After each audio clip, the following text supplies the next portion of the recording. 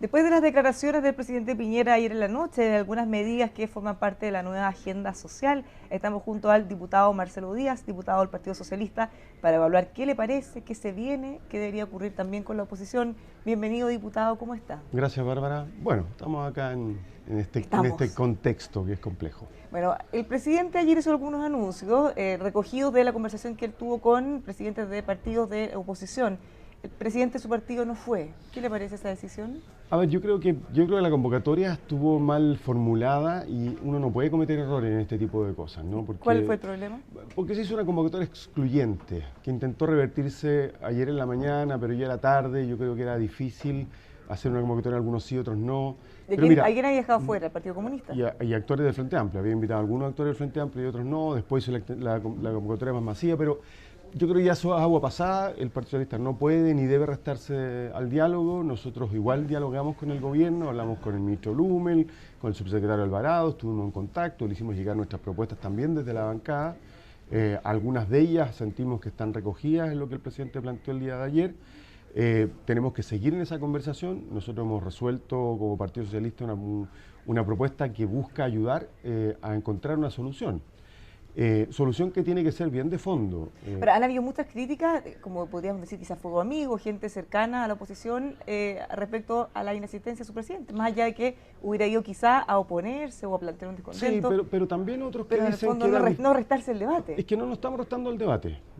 Insisto, nosotros hemos estado siendo proactivos en el diálogo y la conversación con el gobierno desde el mismo día en que empezaron estos hechos. Entonces, ¿cuál es la diferencia de haber ido o no a la Bueno, reunión? esa es una decisión que tomó la mesa del partido sobre la base de dos hechos. Uno, de la exclusión del diálogo y segundo, sobre la base de una realidad que además hoy día se confirma grave, que tiene que ver con los hechos de represión que han ocurrido. El hecho de que tengamos más de 1.600 detenidos, teóricamente, porque no sabemos exactamente la cifra, las limitaciones que ha tenido el Instituto de Derechos Humanos para poder fiscalizar,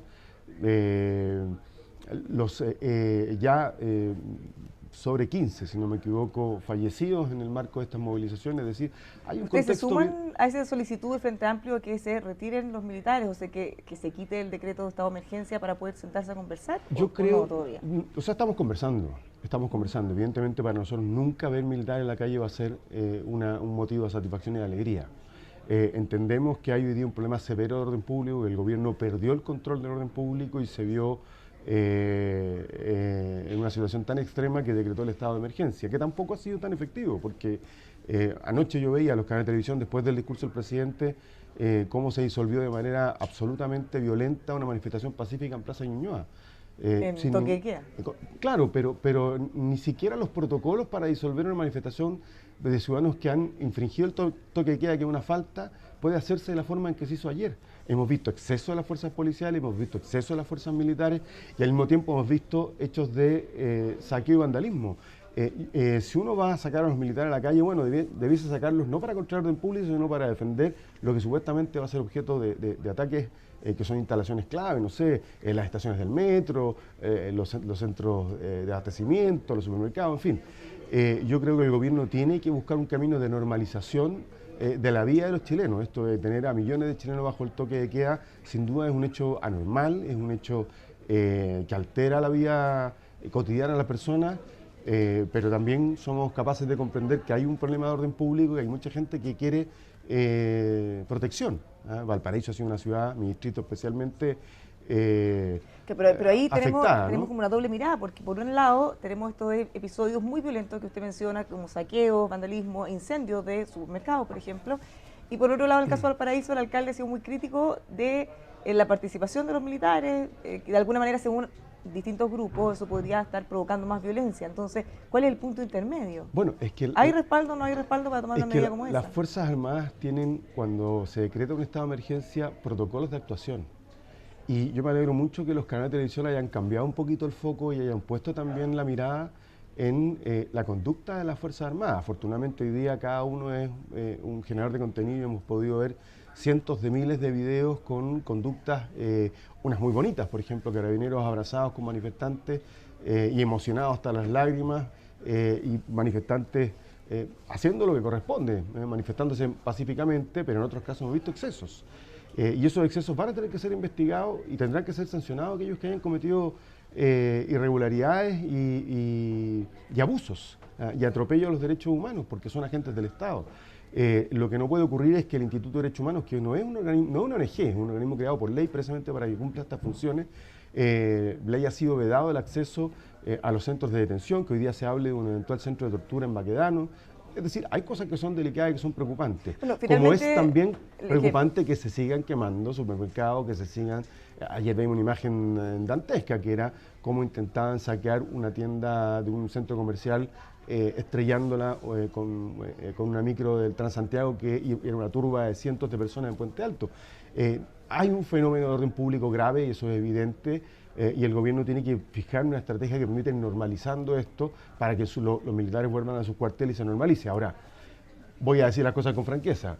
¿Que eso impide que tengamos que hablar con el gobierno? No, tenemos que hablar con el gobierno igual, lo estamos haciendo. Hoy está el ministro Chadwick en la Cámara de Diputados y vamos a hablar con él. Va a estar el ministro Luna y tenemos que hablar con él porque el presidente propuso cosas anoche que van por vía legislativa y que requieren el voto de los parlamentarios. Entonces, no puede haber una actitud de cerrazón al diálogo, porque además yo tengo la impresión que aquel que crea que puede sacar ventajas políticas, provechos pequeños de esta crisis, no está entendiendo cuál es el trasfondo de este estallido social. Bueno, es una pregunta muy importante que la vamos a comentar en un ratito, pero volvamos a su partido. ¿Ustedes han logrado en medio de esta crisis más unidad respecto, porque usted dice, estamos de acuerdo, y ustedes venían fracturados de antes respecto a la directiva? A ver, nosotros tenemos, yo no estoy al tanto de las decisiones de la directiva, no forma parte de la directiva. Sí, como bancada, ayer sancionamos un documento que fija nuestras propuestas, que tiene un título que a mi juicio es nuestra carta de navegación, que es que tenemos que avanzar hacia un nuevo pacto social y constitucional, que plantea un conjunto de medidas de corto plazo, es decir, de medidas urgentes, inmediatas, una agenda social. Algunas de ellas están en sintonía con lo que planteó el presidente, otras no tanto.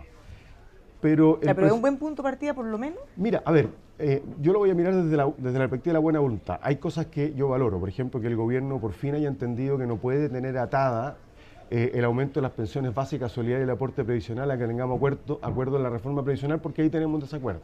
Siempre se lo dijimos por lo demás, pero bueno. Y eso significa que hay que aprobar esa ley lo antes posible.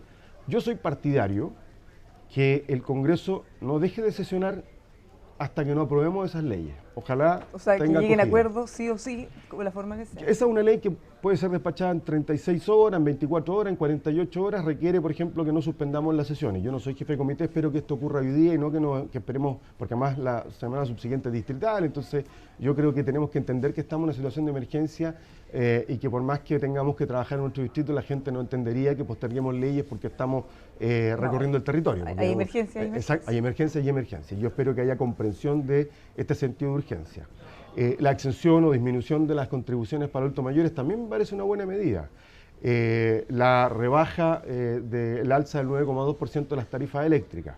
Respecto de otras medidas... El aumento como el ingreso mínimo. Es que, mira... Porque el gobierno no habla de salario mínimo, habla de ingreso mínimo. Exactamente. A mí hay que verlo en detalle, porque si eso lo paga el Estado, es un subsidio a las empresas. Entonces uno dice, bueno, esos recursos salen del presupuesto del Estado y por tanto dejamos de tener recursos para invertir en otros lugares. Por ejemplo, lo del seguro de los medicamentos. Dice, vamos a ampliar el convenio con las farmacias. Ah, súper bien. Pero resulta que vamos a ampliar el convenio con las farmacias que cobran los medicamentos más caros de América Latina. Entonces no estamos resolviendo el problema de la baja del precio de los medicamentos para que las farmacias no sigan abusando de los ciudadanos. Le vamos a seguir pagando con plata a todos los chilenos sus precios de locura. En el fondo ustedes dicen que no aborda la fuente del problema, sino que busca una solución. Algunas de las medidas de corto plazo son muy buenas y van a contar con nuestro apoyo, otras requieren más análisis. Voy a ponerte un ejemplo. A mí me parece bien la creación de un nuevo tramo de impuesto del 40% para los ingresos sobre 8,5 millones de pesos. Pero ahí no está el 1% más rico de Chile. En el mundo entero, impulsado por los propios megamillonarios, se está discutiendo el impuesto a los súper ricos. ¿Por qué en Chile no le pedimos esa contribución a aquella gente que en Chile tiene ingresos mensuales de 570 millones de pesos? Que haga una contribución adicional. Porque para en este caso más del 40%. Es que no los toca. El gobierno no dijo nada, por ejemplo, si esto significa que va a retirar la reintegración tributaria, que significaría mantener en las arcas fiscales 800, 900 millones de dólares que son vitales para poder atender muchas de estas desigualdades. Entonces, hace un ratito estuvo aquí justamente sentada la presidenta del Colegio Médico, Esquia Siches, y ella de alguna manera estaba complicada porque no habían participado ustedes y todos los actores en esta mesa. ¿Usted ve la posibilidad que igual, así como lo decía, puedan buscar soluciones de fondo a los problemas, en el caso de ella, de salud? Bueno, es que para allá voy. Como le damos la garantía de que el Hospital Van Buren, y era parte de nuestras propuestas, de nuestra propuesta de agenda corta, que el gobierno resolvió un mecanismo para administrar el déficit presupuestario de salud que tuvo un impacto brutal en los hospitales. El Hospital Van Buren, por ejemplo, realmente no tenía gas. El tema ahí del Hospital Van Buren, para que se entienda, tiene que ver con una supuesta falta de insumos médicos. De insumos la médicos, denuncia que se ha hecho. pero insumos médicos básicos, gasa, algodón, o sea, las cuestiones más esenciales para atender a cualquier paciente que llega. Y esto es porque para contener el déficit del ministerio estableció una dinámica presupuestaria que lo dejó sin capacidad incluso hasta de endeudarse para conseguir fiado, por decirlo así, los insumos médicos. Él lo descarta, el ministro Mañalich, ha descartado que ocurra eso. No, eso ahí hay una pugna todavía abierta. No, eso es lo que está ocurriendo. Yo he ido al Van Buren, conozco la realidad del Hospital Claudio Vicuña de mi distrito, y los médicos y los personal médico nos dice eso, y los funcionarios del hospital nos dicen eso de manera recurrente, y lo saben los pacientes. No hay nada de eso en las palabras del presidente. No hay nada ayer. De eso, y está en nuestra propuesta, yo espero que el gobierno lo tome.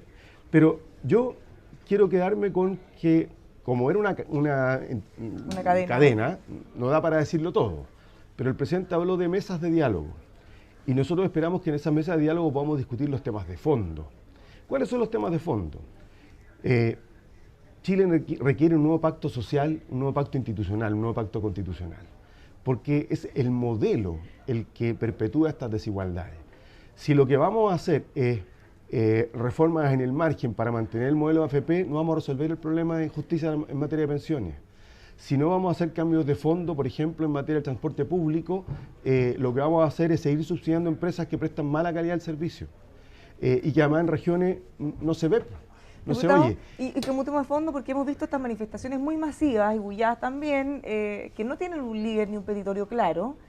¿No ha sentido usted quizá que distintos políticos de distintos sectores han de alguna manera tratado de hacer pasar su agenda propia como una agenda, esto es lo que la gente quiere, siendo que quizá no tenemos tanta certeza del mecanismo, porque evidente lo que necesitan sí? Lo que pasa es que por primera vez todos estamos hablando de un mismo diagnóstico.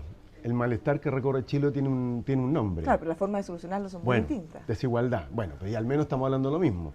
Que ojo, era el diagnóstico que nosotros teníamos en el gobierno de la presidenta Bachelet. Hay un malestar de fondo, la gente está, nos decían, no, ese no es el problema, la gente lo que quiere es más consumo, quiere más mercado. No, la gente no quiere más mercado, quiere una sociedad que le brinde mínimos esenciales y dignos para una vida mejor. Quiere que si se enferma tenga buena cobertura de salud y oportuna. Quiere saber que cuando jubile la pensión le va a alcanzar para comprar los medicamentos y para disfrutar los últimos años de su vida.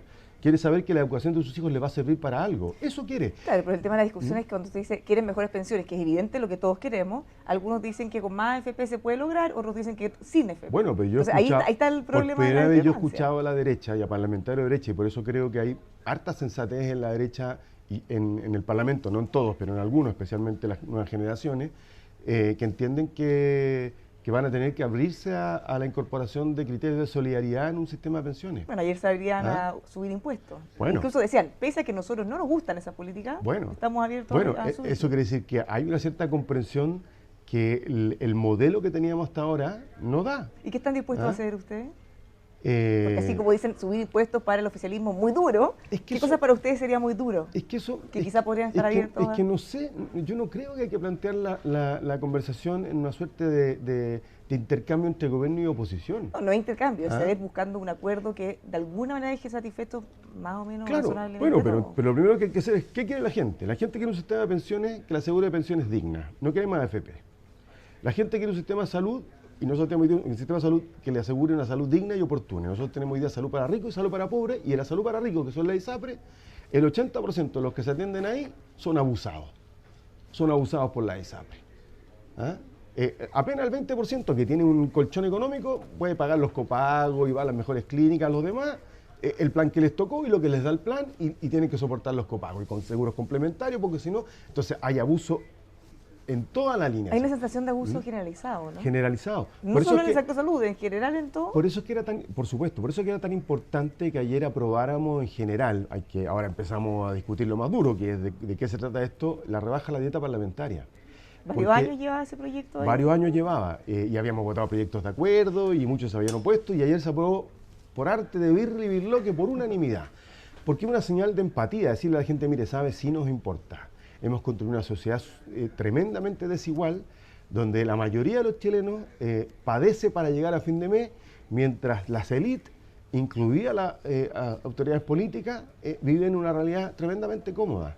Entonces esto tiene que ser con dolor. Es un impacto simbólico, más que en recaudación. Es simbólico, claro. ¿no? Esto no va a resolver el problema de desigualdad, Claro. pero por eso digo... sí es simbólico respecto al privilegio.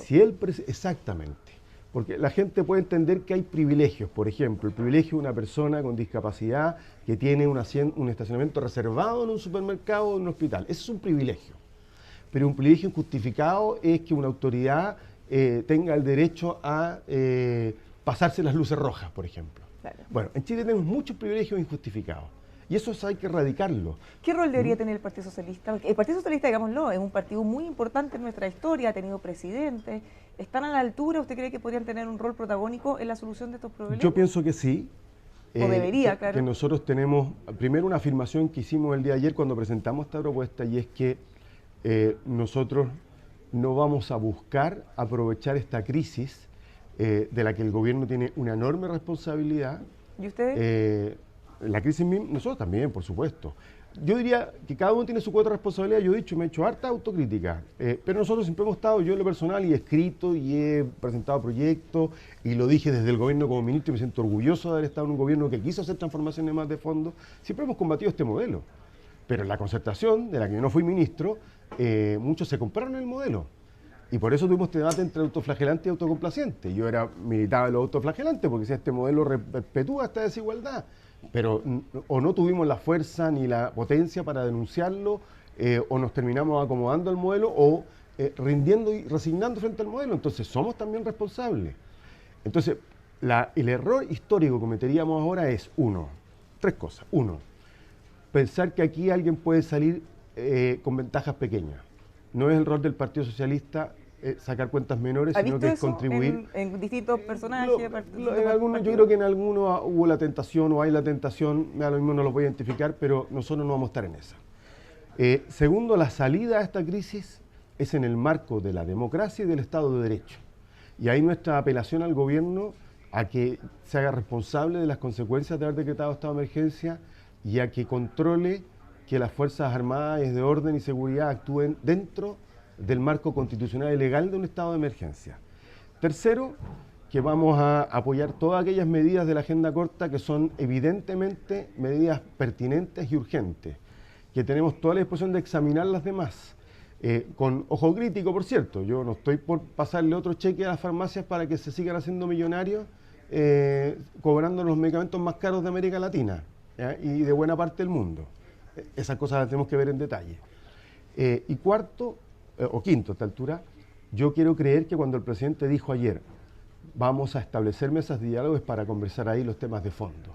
Y ahí vamos a conversar sobre verdad y nuevo trato indígena, a los pueblos indígenas, vamos a conversar ahí sobre el tema del agua. O sea, todos los temas vamos complicados. a conversar sobre nueva constitución, vamos a conversar sobre un nuevo sistema de pensiones mixto, tripartito y solidario, los temas de fondo, los temas que están... Lo decía ayer una señora del supermercado, nos preguntan si tomamos el metro o no tomamos el metro. O sea, a nosotros nos interesa que no haya más AFP. Voy a plantearte una cosa. Gran Valparaíso, la segunda subregión más grande de Chile. Yo llevo unos 15 oficios reclamando por lo pésimo del transporte público del Gran Valparaíso, que es Viña, Valparaíso, Quilpué. Nosotros merecemos un estándar de transporte público como Europa. Y en Europa todas las empresas públicas de países que nadie podría acusar de comunistas son empresas públicas de transporte. ¿Por qué tenemos que seguir subvencionando a privados? Subvencionemos al Estado.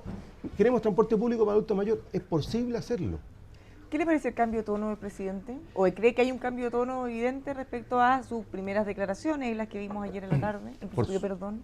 Sí, por supuesto. Yo creo que o se dio cuenta o lo hicieron darse cuenta de que había cometido un error garrafal, que de las peores frases desde el retorno a la democracia, una de ellas es sin duda, si no la peor, estamos en guerra, a tal punto que el propio general jefe de la defensa de la región metropolitana tuvo que decir: yo soy un hombre feliz, no estoy en guerra con nadie, lo que es claramente un contrapunto con las declaraciones del presidente, que era necesario, porque usted sabe perfectamente que los militares están hechos para la guerra, no están hechos para el orden público. Entonces, cuando el presidente habla de guerra, los militares están en la calle, la señal es nefasta. Y eso lo sabe hasta la propia derecha. Yo creo que hubo un proceso para enmendar aquello. Me parece bien que haya pedido perdón, pero obras son amor y no buenas razones. Yo reitero, buena voluntad frente al anuncio del presidente, disposición, por lo menos en lo personal, y así lo voy a proponer hoy día, que trabajemos a marcha forzada en el Congreso, incluso si es necesario de aquí yo lo propuse más el sábado, de aquí a fin de año, pero de aquí al domingo, de aquí a 3, 4 sesiones, las que sean necesarias, para despachar los proyectos, porque hay algunos que hay que discutirlos bien en detalle, para asegurar que no haya letra chica, otros que son más simples, pero espero que el presidente convoque estas mesas para discutir los temas de fondo. Si no, esto va a ser voy a usar una palabra antigua, un mejoral, que no va a resolver el problema ni la raíz del estallido social, que es que este sistema reproduce, perpetúa las inequidades, y mientras nos cambien las bases del sistema, esto no va a mejorar. ¿Qué le parece la convocatoria a protestas nacionales por parte de distintas organizaciones como la CUT, ANEF, Confusam? Legítima, es parte de un derecho constitucional, espero... ¿Usted cree que en estos momentos pueden de alguna manera poner más tensión en el ambiente? No, por el contrario, son organizaciones que tienen cultura de movilización social, que tienen tradición. Creo que tienen que tener mucho cuidado porque efectivamente hay infiltración del lumpen, hay gente que aprovecha las pacíficas protestas de los ciudadanos para causar daños, pueden ser infiltrados de distinto tipo, pero nuestra Constitución garantiza el derecho de manifestarse, y yo creo que no hay mejor consigna de todas las que han surgido estos días que aquella que dice no son 30 pesos, son 30 años, y por eso digo que nosotros no podemos equivocarnos. No podemos pensar que con 30 medidas de corto plazo vamos a resolver 30 años de injusticia y de abuso, sino que tenemos que hacernos cargo de la herencia de abusos de esos 30 años y resolver de raíz los problemas que han causado esos abusos de los 30 años. Esta violencia que hemos visto desatada, los saqueos, el lumpen, las agresiones también, hay mucha gente en la calle que está preocupada, se han armado, se han organizado se han armado con palos, no necesariamente sí, con armamento, se han organizado con chalecos amarillos para defenderse, y muchos culpan a su sector también de asusar o no condenar con la suficiente fuerza, o bien hay algún sector quizás del Frente Amplio o Partido Comunista que ha hecho algunos llamados de desobediencia civil, o que ha hecho muchas críticas a la forma como se controla. ¿Usted cree que tienen ese peso? No, por parte de la ciudadanía, de sentir que ustedes están avalando o no condenando tan fuerte la primero, violencia? yo he sido desde el primer momento categórico en la condena y en el repudio más absoluto a todo acto de vandalismo, a los saqueos. No me parece, primero, ni que sea un acto de legítima protesta social. Yo creo que más bien un acto de oportunismo delincuencial, y no hay nada que lo justifique ni nada que permita explicarlo, si no es simplemente el vandalismo. Y tampoco he escuchado dirigentes del Frente Amplio avalando aquello. Leí hace un poquito un tuit de Gabriel Boric, leí vi un video de Pablo Vidal, a todo el mundo condenándolo, y de dirigentes del Partido Comunista.